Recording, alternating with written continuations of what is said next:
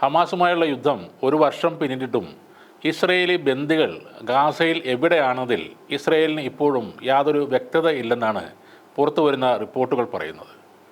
Israel public broadcaster KN ആണ് ഇത്തരത്തിലുള്ള ഒരു റിപ്പോർട്ട് ഇപ്പോൾ പുറത്തുവിട്ടിരിക്കുന്നത്. പലസ്തീൻ സായുധ സംഘടനയായ ഹമാസ് ഇസ്രയേലിൽ നിന്നും പിടികൂടിയ ബന്ദികളെ എവിടെയാണ് തടവിൽ വെച്ചിരിക്കുന്നതെന്ന് നെതന്യാഹു സർക്കാരിന് ഇതുവരെ കണ്ടെത്താനായിട്ടില്ലെന്നാണ് റിപ്പോർട്ടിൽ പറയുന്നത്.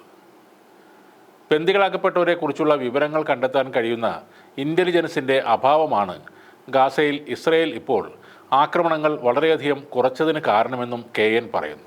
പേര് വെളിപ്പെടുത്താൻ താൽപ്പര്യമില്ലാത്ത ഇസ്രയേലി സുരക്ഷാ ഉദ്യോഗസ്ഥനെ ഉദ്ധരിച്ചാണ് KN റിപ്പോർട്ട്. നിലവിൽ ഗാസയിൽ നടന്നുകൊണ്ടിരിക്കുന്ന ബോംബാക്രമണത്തിൽ ഇത് കാര്യമായി പ്രകടമാകുന്നുണ്ടെന്നും ആ ഉദ്യോഗസ്ഥൻ പറയുന്നുണ്ട്. ഇസ്രയേൽ പൗരന്മാർക്കിടയിൽ നിന്ന് ബന്ദികളെ മോചിപ്പിക്കാനുള്ള സമ്മർദ്ദം ഉയരുന്നതും സൈനിക നടപടിയെ കാര്യമായി ബാധിച്ചുവെന്നാണ് ആ ഉദ്യോഗസ്ഥൻ പറഞ്ഞത്. ഹമാസ് പറയുന്നത് പ്രകാരം 2023 ഒക്ടോബർ 7 മുതൽ ഗാസയിൽ നടക്കുന്ന ഇസ്രയേൽ ആക്രമണത്തിൽ 33 ബന്ദികളെങ്കിലും കൊല്ലപ്പെട്ടിട്ടുണ്ട്. നിലവിലെ ഇസ്രയേൽ കണക്കുകൾ അനുസരിച്ച് ഹമാസിൻ്റെ തടവിൽ ഇനിയും 100 ബന്ദികൾ കഴിയുന്നുണ്ട്. 2024 ഫെബ്രുവരിയിൽ ഖാൻ യൂനിസിൽ നടന്ന ഇസ്രയേൽ ആക്രമണത്തിൽ 6 ബന്ദികളാണ് കൊല്ലപ്പെട്ടത്. തുടർന്ന് ആക്രമണത്തിനായി ലക്ഷ്യമിട്ട പ്രദേശത്ത് ബന്ദികളുണ്ടെന്ന് നേരത്തെ അറിഞ്ഞിരുന്നെങ്കിൽ ഓപ്പറേഷൻ അവിടെ നടത്തില്ലായിരുന്നു എന്നാണ് ഇസ്രായേൽ സൈന്യം അന്ന് പ്രതികരിച്ചത്. കഴിഞ്ഞ വർഷം ഒക്ടോബറിൽ തെക്കൻ ഇസ്രയേലിൽ നടത്തിയ പ്രത്യാക്രമണത്തിന് പിന്നാലെ 251 ഇസ്രയേലി പൗരന്മാരെയാണ് ഹമാസ് ബന്ദികളാക്കിയത്. ഹമാസ് തടവിലാക്കിയ 101 പേരെ ഒരുമിച്ച് മോചിപ്പിക്കണം എന്നാവശ്യപ്പെട്ട് 2024 നവംബർ 3 ബന്ദികളുടെ കുടുംബം ഇസ്രയേലിൽ വ്യാപകമായ പ്രതിഷേധം നടത്തിയിരുന്നു. ഇസ്രായേൽ പ്രതിരോധ മന്ത്രാലയത്തിന് മുന്നിലാണ് ബന്ധുക്കൾ ഈ പ്രതിഷേധം നടത്തിയത്.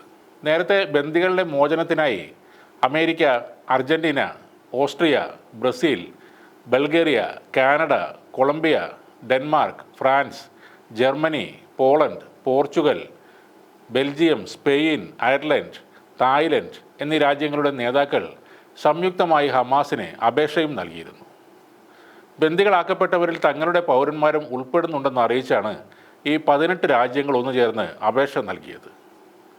എന്നാൽ ഗാസയിൽ ഇസ്രയേൽ നടത്തുന്ന സാധാരണ ജനങ്ങൾക്ക് നേരെയുള്ള ആക്രമണം അവസാനിപ്പിക്കാതെ ബന്ദികളെ ഒരു തരത്തിലും കൈമാറില്ലെന്നാണ് ഹമാസ് പറയുന്നത്. ലോകത്തിലെ ഏറ്റവും വലിയ ചാരസംഘടന ഉണ്ടായിട്ടും മറ്റെല്ലാ ആധുനിക സംവിധാനങ്ങളും ഉണ്ടായിട്ടും തങ്ങളുടെ പൗരന്മാരെ ഹമാസ് എവിടെയാണ് ഒളിപ്പിച്ചു വച്ചത് എന്ന് കണ്ടെത്താൻ കഴിയാതെ കുഴങ്ങുകയാണ് ഇസ്രായേൽ സൈന്യം. പലസ്തീൻ്റെ ഭൂരിപക്ഷ പ്രദേശങ്ങളിലും ഇസ്രായേൽ സൈന്യം കടന്നുകയറിയെങ്കിലും ബന്ദികൾ എവിടെയാണെന്ന് അവർക്കും കണ്ടെത്താൻ കഴിയുന്നില്ല.